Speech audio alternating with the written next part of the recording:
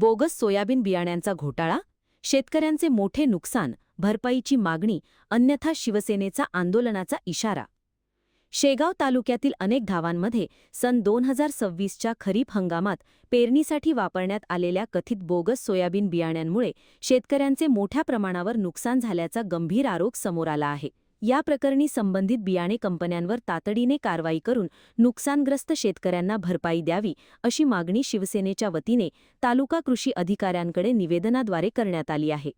शिवसेनेचे शेगाव तालुका प्रमुख रामेश्वर गजानन थारकर यांनी तालुका कृषी अधिकारी शेगाव यांना दिलेल्या निवेदनात म्हटले आहे की तालुक्यातील अनेक शेतकऱ्यांनी रवी उन्नती या कंपनी आणि विविध कंपन्यांचे सोयाबीन बियाणे खरेदी करून पेरणी केली. मात्र अनेक ठिकाणी बियाणे उगवण न झाल्याने किंवा निकृष्ट दर्जाचे निघाल्याने शेतकऱ्यांचे मोठ्या प्रमाणावर आर्थिक नुकसान झाले आहे. निवेदनात संबंधित बियाणे कंपन्यांची चौकशी करून दोषींवर कठोर कारवाई करावी, तसेच नुकसानग्रस्त शेतकऱ्यांना तातडीने आर्थिक भरपाई देण्यात यावी, अशी मागणी करण्यात आली आहे. अन्यथा शिवसेनेच्या वतीने तीव्र आंदोलन छेडण्यात येईल, असा इशाराही देण्यात आला आहे. दरम्यान या निवेदनाची प्रत तालुका कृषी अधिकारी कार्यालयाने 6 जुलै 2026 रोजी स्वीकारल्याची नोंदही करण्यात आली आहे. त्यामुळे आता कृषी विभाग या प्रकरणाची कितपत गंभीर दखल घेतो आणि शेतकऱ्यांना न्याय मिळतो का, याकडे संपूर्ण तालुक्याचे लक्ष लागले आहे.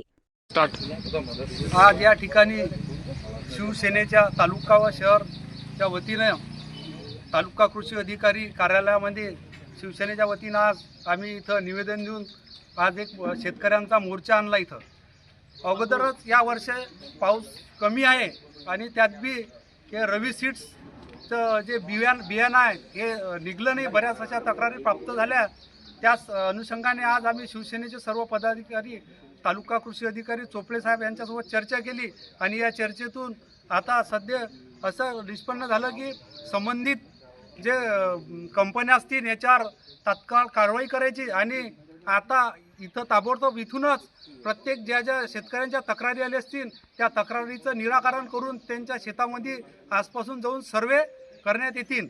आणि या व्यतिरिक्त प्रत्येक कृषी सहाय्यक हा प्रत्येक त्याच्या कार्यस्थळी त्याच्या गावामध्ये सकाळ ते संध्याकाळपर्यंत ड्युटीत हजर राहणारा असे सुद्धा चोपडे साहेब यांनी आदेश केलेले आहेत. आणि आम्ही शिवसेनेच्या वतीनं आमच्या शाखा प्रमुख यांना आवाहन करतो की आपल्या गावातल्या काही समस्या असतील त्या तुम्ही स्वतः शेतकऱ्यांसमोर समजून घ्या आणि तालुका कृषी अधिकारी असतील किंवा कृषी सहाय्यक असतील यांच्यापर्यंत पोहोचवा. आणि सरपंच संघटना अध्यक्ष असल्या या नात्यानं मी सरपंच मंडळींना सुद्धा विनंती करतो की आपल्या गावातील ज्या काही शेतकरीच्या समस्या असतील वीजवईच्या या संदर्भात गावात दवंडी देऊन आणि चर्चा करून प्रत्येकाच्या काय समस्या त्या जाणून घेऊन तालुका कृषी अधिकारी असतील किंवा कृषी सहाय्यक असतील यांच्यापर्यंत पोहोचवाव्या.